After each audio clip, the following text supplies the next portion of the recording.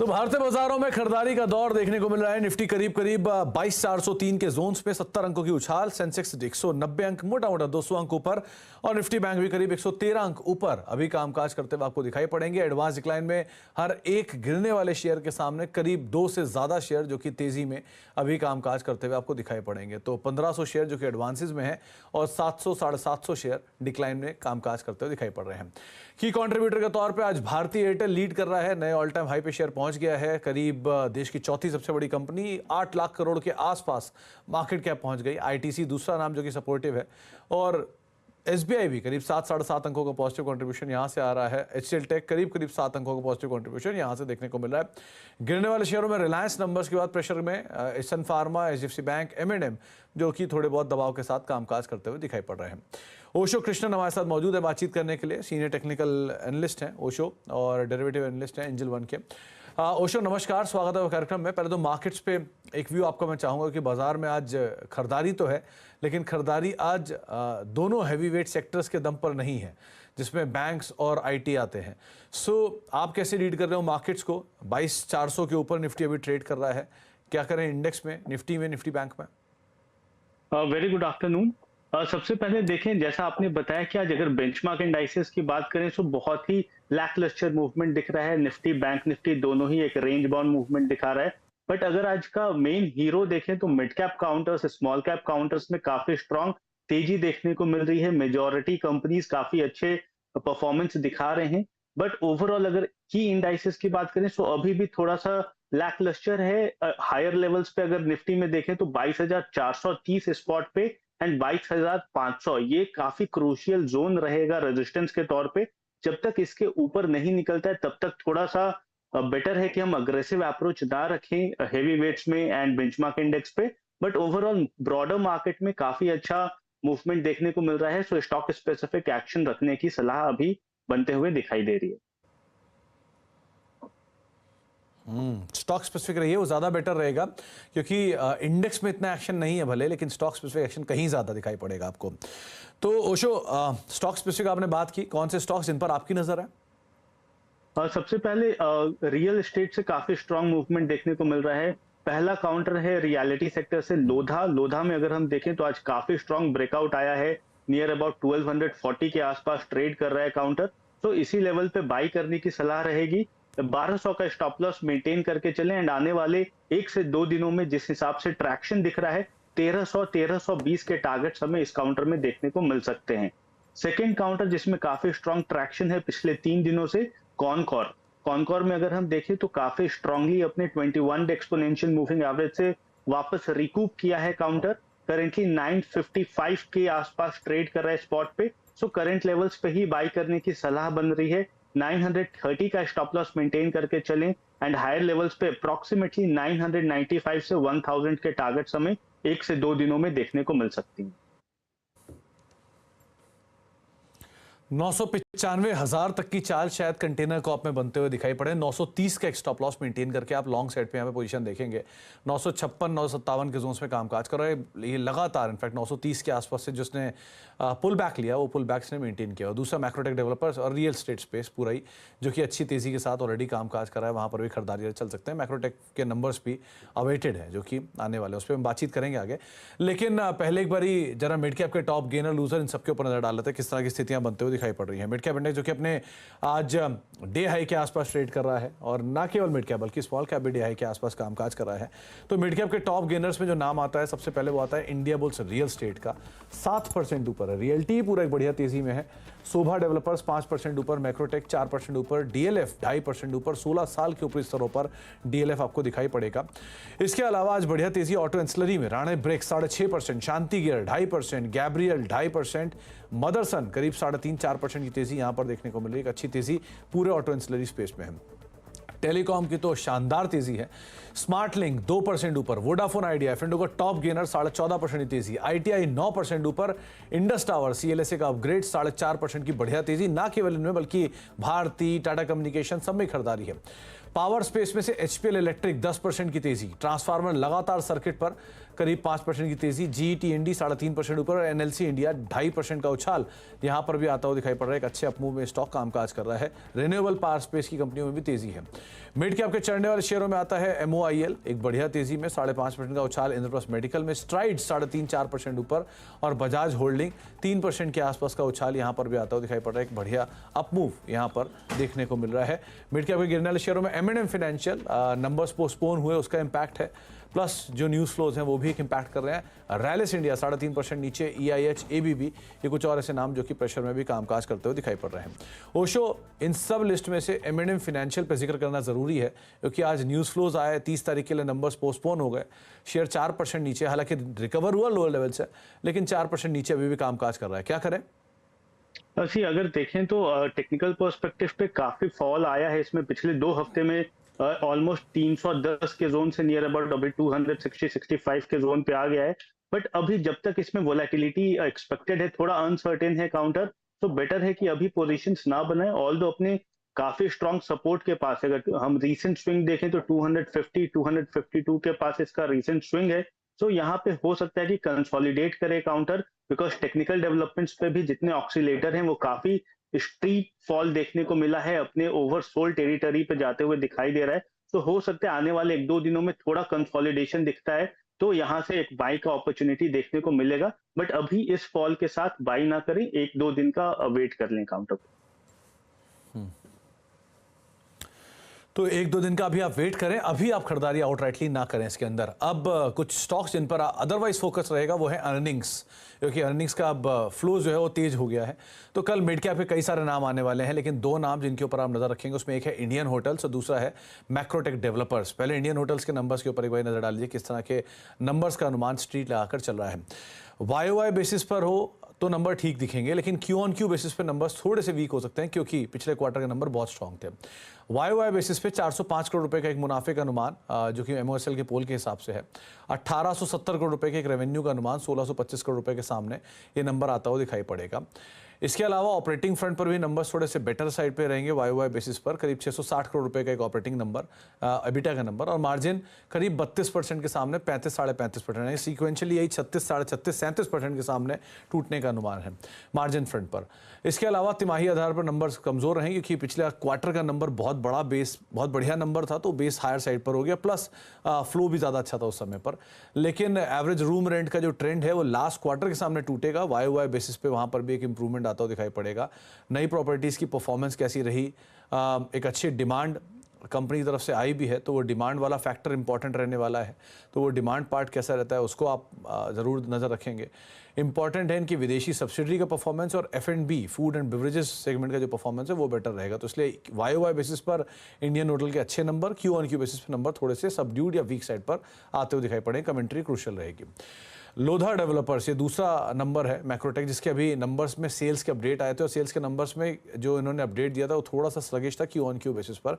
यहाँ पर भी स्टोरी सेम है कि पिछले क्वार्टर के नंबर बहुत अच्छे थे, पिछले साल के नंबर भी बहुत अच्छे थे, इसलिए नंबर्स आपको वाई बेसिस पे थोड़े से वीक दिखाई पड़ेंगे। लेकिन यहाँ पर नंबर्स में जो पैट है वो 511 करोड़ है 700 करोड़ के सामने, और जो रेवेन्यू है वो उतना नहीं, थोड़ा सा नीचे आने का अनुमान लगाया जा रहा है।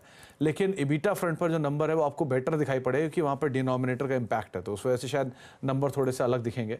इसलिए मार्जिन आपको चेंज होते हुए दिख रहा है और इबिटा करीब 783 करोड़ 771 करोड़ के सामने है और मार्जिन में इतना बड़ा जंप इसलिए दिख रहा है। हालांकि पैट फ्रंट पर नंबर थोड़े वीक साइड पर दिख रहे हैं, तो बेस इफेक्ट का इम्पैक्ट काफ़ी ज़्यादा रहेगा और तिमाही आधार पर नंबर कमज़ोर रहेंगे। लास्ट क्वार्टर के नंबर लोधा के भी बहुत अच्छे थे, सो इसीलिए एक बार को आप सीक्वेंशियल बेसिस पे नंबर देखेंगे थोड़ा सबड्यूड आते हुए दिखाई पड़ेंगे। बुकिंग्स, नए लॉन्चेस, प्रीमियम सेगमेंट की ग्रोथ, नए मार्केट्स के अंदर एक्सपेंशन, ये कुछ चीज़ें इनको बाजार बहुत क्रूशली वॉच करेगा। लेकिन अदरवाइज सीक्वेंशियल बेसिस पे नंबर दोनों कंपनियों के थोड़े वीक और वाई बेसिस पे अच्छे नंबर रहेंगे। इंडियन होटल एक और चार्ट है जिसके ऊपर ओशो आपकी राय, कैसे आप रीड कर रहे हो नंबर से पहले, क्या करें यहाँ पर? ओवरऑल इंडियन होटल्स में देखें तो पिछले 3 हफ्ते में इसका वोलेटिलिटी कम होते जा रहा है, एक नैरो डाउन होते जा रहा है इसका रेंज। तो एक्सपेक्टेड रहेगा कि अगर 600 के ऊपर सस्टेन करता है तो यहाँ से एक अच्छा आउटबर्स्ट देखने को मिल जाएगा काउंटर पे। हायर लेवल्स पे नियर अबाउट 625-630 के जोन पे मूव करता हुआ दिखाई देगा। बट वहीं अगर लोअर लेवल्स पे 580 के नीचे क्लोजर देता है तो नीचे साइड में भी थोड़ा मोमेंटम पकड़ा बनने की संभावना बनी हुई है। तो यहाँ पे थोड़ा वेट करना चाहिए। अगर 600 के ऊपर निकलता है, सस्टेन करता है, तो बाइंग साइड का अपॉर्चुनिटी इसमें ढूंढना चाहिए। एंड इवन अगर 580 के नीचे जाता है तो एक बार सेलिंग अपॉर्चुनिटी हमें देखने को मिल सकती है। बट ओवरऑल अगर मैं ट्रैजेक्टरी देखूं तो ट्रैजेक्टरी बुलिश फ्रंट पे ही है। सो बेटर रहेगा कि एक बार के लिए बुलिश बेट के लिए ही इस पे ज्यादा फोकस करें। चलो, तो अब तेजी की तरफ ही इस पे बेट करिएगा, लेकिन नंबर्स की जो स्थितियां हैं वो आपके सामने रख दी गई हैं। इसके अलावा अब एक और इंपॉर्टेंट अपडेट जहां पे अदानी ग्रुप एक बार फिर चर्चा में आया है, और रॉयटर्स के मुताबिक सेबी को अदानी ग्रुप में निवेश किए हुए दर्जन भर ऑफशोर फंड्स में डिस्क्लोजर नियमों का उल्लंघन मिला है। ऑफशोर फंड्स ने मंजूर लिमिट से ज्यादा ग्रुप शेयरों में निवेश किया है। इस खबर पर और डिटेल ले लेते हैं। हमारे साथ हुरमास मौजूद भी हैं बातचीत करने के लिए। तो हुरमास, दोबारा ये ग्रुप इन फोकस आया है, हालांकि रिएक्शन बहुत नहीं है, लेकिन ग्रुप के ऊपर एक न्यूज़ फ्लो जरूर डेवलप हो रहा है। तो क्या डिटेल है आपके पास? न्यूज़ फ्लो तो डेवलप हो रहा है, मगर आगे बढ़ने से पहले मैं ये बता दूं कि सीएनबीसी आवाज़ ने अपने और आधिकारिक तौर पर इस खबर की पुष्टि नहीं की है। तो सूत्रों के हवाले से ये खबर आई है, रॉयटर्स को सूत्रों ने बताया है, जैसे कि आपने अभी दर्शाया, कि सेबी को एक दर्जन भर ऑफशोर फंड्स है जिनमें डिस्क्लोजर नियमों का उल्लंघन पाया गया है, और साथ ही साथ में ये जो सारे ऑफशोर फंड्स हैं इन्होंने अपनी मंजूर लिमिट से ज़्यादा निवेश किया है अडानी ग्रुप कंपनीज़ में। अब सूत्रों ने ये बताया है कि मार्केट रेगुलेटर सेबी जो है वो एक फ़ंड के साथ अडानी ग्रुप की साठगांठ की जांच कर रही है। अब जांच में ये देखा जा रहा है कि कहीं क्या ये फंड जो है बड़े शेयर धारकों के साथ उनकी साठगांठ है, और इसकी भी जांच की जा रही है। सूत्रों ने यह बताया है रॉयटर्स को कि फंड जो है सेबी जो जांच की जा रही है उस पे इंडिविजुअल फंड के स्तर पर डिस्क्लोजर्स दे रहे हैं, जबकि सेबी को ग्रुप फंड के लेवल पर डिस्क्लोजर्स की ज़रूरत है, इसकी जांच की जा रही है। और 8 ऑफशोर फंड्स ऐसे हैं जो दर्जन भर जो पाए गए हैं ऑफशोर फंड्स, उसमें से 8 ने सेबी को लिखा है, सेटलमेंट के लिए संपर्क किया गया है, और उन्होंने ये कहा है कि वो सेटलमेंट के लिए तैयार है, पर वो अपनी गलती नहीं मानेंगे, पर वो जुर्माना देकर सेटलमेंट करने के लिए तैयार है। तो आगे मैं दोबारा ये बता दूं कि सीएनबीसी आवाज़ ने इस खबर की अपने तौर पर पुष्टि नहीं की है, और जैसे कि आपने कहा कि ज़्यादा कोई बड़ा रिएक्शन अडानी ग्रुप स्टॉक्स में नहीं देखा गया है। एक इंपॉर्टेंट अपडेट है, और ये रॉयटर्स के हवाले से जो हुरमास आपको बता भी रहे हैं कि रॉयटर्स के सूत्रों से खबर है, ये हमारे सूत्र नहीं है, रॉयटर्स के सूत्र है जिनके आधार पर ये खबर आई है। सो इसलिए ये खबर का हाईलाइट करना ज़रूरी था, जो हमने आपके सामने किया भी है। अदानी एंटरप्राइज में बहुत रिएक्शन नहीं है, लेकिन बाकी ग्रुप समूह के जो शेयर हैं उनमें कुछ में खरीदारी है थोड़ी बहुत, और कुछ में बिकवाली थोड़ी बहुत देखने को मिल रही है। बहुत बहुत शुक्रिया हुरमास, ये खबर हम तक पहुँचाने के लिए, हाईलाइट करने के लिए। इस बीच ब्रेक का वक्त हो गया, लेकिन ब्रेक पर जाने से पहले कमोडिटी बाजार की तरफ लोगों का जो रुझान है ज़बरदस्त बढ़ रहा है, और लोग बाजार में निवेश तो करना चाहते हैं लेकिन सही तरीका नहीं पता। तो इसीलिए आपकी मदद करने के लिए सीएनबीसी आवाज़ लेकर आया है अभी तक की सबसे अनोखी पहल। देश विदेश के कमोडिटी बाजार के दिग्गजों से सीखिए कमोडिटी बाजार के गुण, सीखिए कैसे करते हैं बाजार में कमाई, जानिए F&O और पोर्टफोलियो हेजिंग के फंडे, कैसे पहचाने बाजार के ट्रेंड्स और क्या है नए बाजार के डायनामिक्स। इन सब पर बातचीत करेंगे हमारी इस खास पेशकश में। तो आप लाइव सेशन के साथ कमोडिटी से जुड़ सकते हैं और अपने सवाल जवाब भी पूछ सकते हैं। एक्सक्लूसिव वेबिनार का हिस्सा बनने के लिए तमाम डिटेल आपकी स्क्रीन पर है, तो आप इसके जरिए लॉगिन करें और कमोडिटी गुरुकुल का हिस्सा बनिए।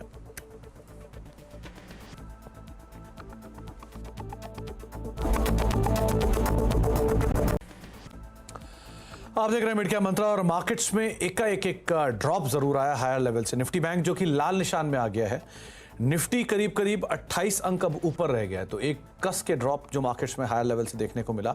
22,405 पर थे हम, और 22,360 पर हम पहुंच चुके हैं। और निफ्टी बैंक जो कि हरे निशान में था वो लाल निशान में आ गया। सेंसेक्स करीब 450 अंक ऊपर था, वो अब रह गया है महज 197 अंक। तो ऊपरी स्तरों से बिकवाली मार्केट्स के अंदर एकाएक आते हुए दिखाई पड़ी है, लेकिन ठीक है, जो पुल बैक था वो पुल बैक कन्वर्ट हुआ है। यहाँ पर mid cap index, small cap index में खरीदारी तो है, लेकिन हायर लेवल से वहाँ पर भी थोड़ी सी बिकवाली ज़रूर आते हुए दिखाई पड़ी है। आगे बढ़ेंगे और बातचीत करेंगे। अब 2024 लोकसभा चुनाव से पहले की दौर की वोटिंग हो चुकी है। देश चुनावी खुमार में पूरी तरह डूबा है, और इसी रंग में सीएनबीसी आवाज़ भी सराबोर है। तो सीएनबीसी आवाज़ की हमेशा कोशिश रहती है कि आपके लिए बेहतर से बेहतर पिक्स और हर मौके पर लाकर आपके लिए रखें। तो नज़र डालते हैं इलेक्शन स्टॉक्स के ऊपर।